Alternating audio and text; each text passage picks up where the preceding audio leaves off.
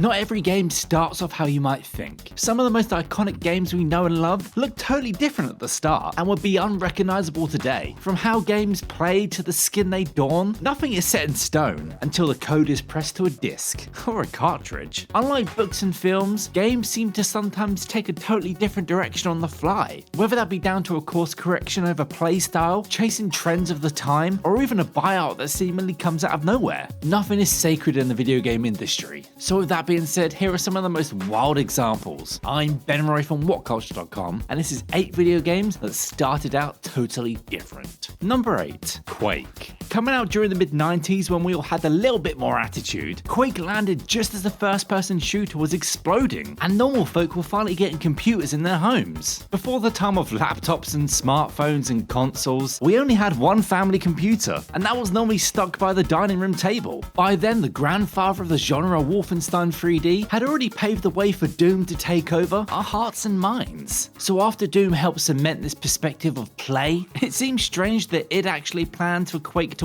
be a third-person melee-focused role-playing game. Now that's kind of fair, as they didn't want just another game running around shooting weird demon magical things. Doom nailed this, so Quake took inspiration from properties like Dungeons & Dragons, hoping to craft something new. But we all know how that went. John Romero eventually settled for a Doom-like because if it isn't broken, don't fix it, right? Number 7, Grand Theft Auto. The GTA franchise is now arguably one of the biggest of all time. Gaming history has been consumed by it since the PlayStation 2 trilogy. After those 3 games, it just gained steam as it went on. GTA 4 was massive and GTA 5 is everywhere. You can't escape GTA 5. But back in the 90s, the crown jewel of Rockstar's portfolio almost turned out to be totally different. This was almost not a franchise about stealing cars and rising up in the ranks in the criminal underworld. Nope, this was almost entirely focused around just racing. Yep, that's right, just the racing. The part of the games that for the longest time felt like it was just there and thrown in because we had cars to play with. Seriously, I don't think the racing in the GTA was fun until GTA 5. Thankfully, however, we were all saved from this Rockstar multiplayer racing game called Race and Chase, all because of one bug in the code. This glitch in the Matrix caused the police to pursue the player as they were racing, and from there, developers never looked back. They turned the playable character into a criminal, and thus GTA was born. Now, when are we gonna get GTA 6? Number 6. BANJO-KAZOOIE. Today we all know BANJO-KAZOOIE to go hand in hand with the Nintendo 64. Well, that's if you're of a certain age at least. If you're a bit younger, you probably think they started on the 360. Nuts and bolts is pretty good, I hear. These colourful characters had such an impact in their early days, to the point where some people thought they rivaled the likes of Super Mario 64. Though we all know these claims are pretty wild, as a certain plumber is still bouncing on Goombas to this day. But as iconic of a duo as they are, it was once not meant to be in the early days of this game, when it was titled Project Dreams. This cancelled Rare game would have pushed the Super Nintendo to its limits, thanks to its cutting-edge console graphics of the time. And then when Project Dream was moved to the N64, it was less than amazing to say the least. So it lost some of the charm, and nothing really jumped out of the screen when you look at the character designs and the world. It was all a bit bland and my first game almost. And you have to take it easy on developers back then. They were getting used to 3D realms. For the longest time we had 2D games on a side-scrolling plane. This version of the game was never going to recoup its costs, and thus it was scrapped. Rare went on to make the duo of BANJO-KAZOOIE, and that was the right call. Number 5, Doom. Look, it doesn't matter who you are, if you've played games or not, everyone's heard of Doom. It can't be understated just how much influence this title had on the video game industry, and thanks to the 2016 reboot, we're still there. Demon slaying is still fun to this day, but at one point, demons weren't on the menu at all.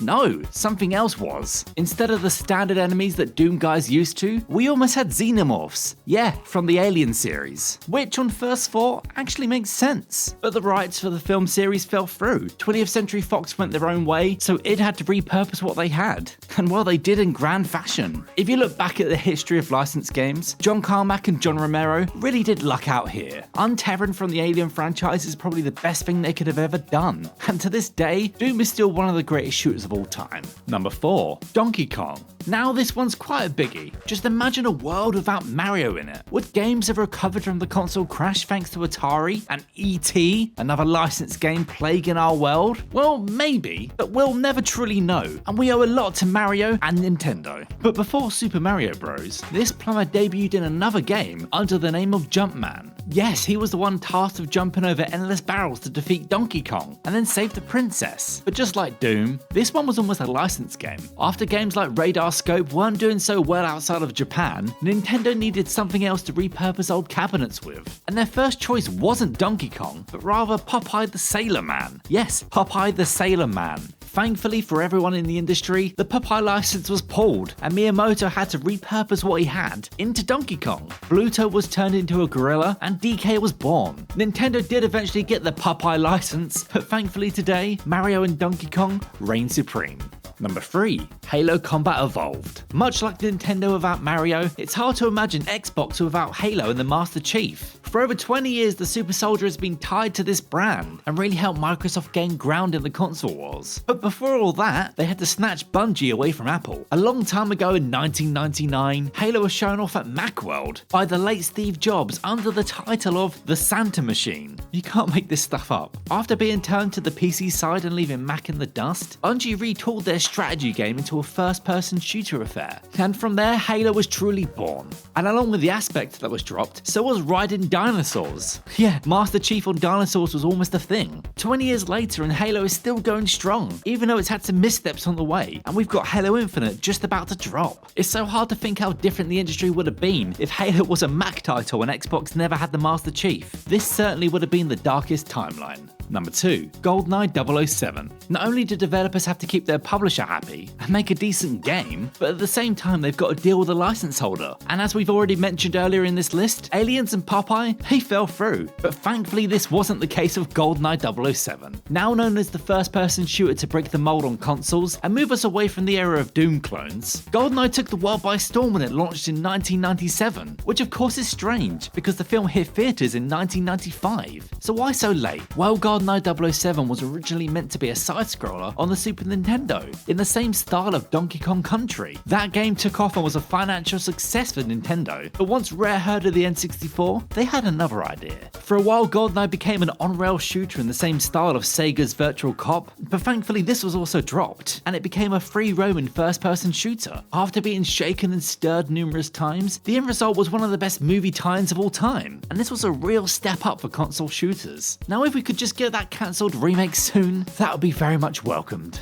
And number 1, Resident Evil 4. Thanks to the first Resident Evil game, Capcom made sure the survival horror genre wasn't going anywhere. And then they only went from strength to strength with the mainline titles. But after the third main installment and the weird place that Code Veronica went, it was time for a change. Feeling that the games had become stale and the fixed camera perspective wasn't doing it anymore, Shinji Mikami wanted to take the brand of Resident Evil and make it something new. Throughout the development of the fourth major Resident Evil game, there were many standouts, but most left on the cutting room floor. And one was almost greenlit, and this game was a lot more action focused, and in no time at all we found out this one would become Devil May Cry. But Capcom went back to the drawing board again, and Resident Evil was almost a castle explorer until Shinji Mikami took full control of the project. From here we got a ghostly supernatural take on Resident Evil before that was scrapped as well. RIP the Hook Man. And then finally we got the game we have today, which is surprisingly a lot more grounded. And with that, Resident Evil third person games and the industry as a whole was changed forever. And that's our list. There's 8 video games that started out totally different. Can you think of any more? Of course you can. Let us know down in the comments below, and don't forget to like, share and subscribe. And while you're at it, go follow us on Twitter at WCulture Gaming and follow me at BenRoy Turner. And on Instagram as well. Why not? Anyway, until next time, no more games.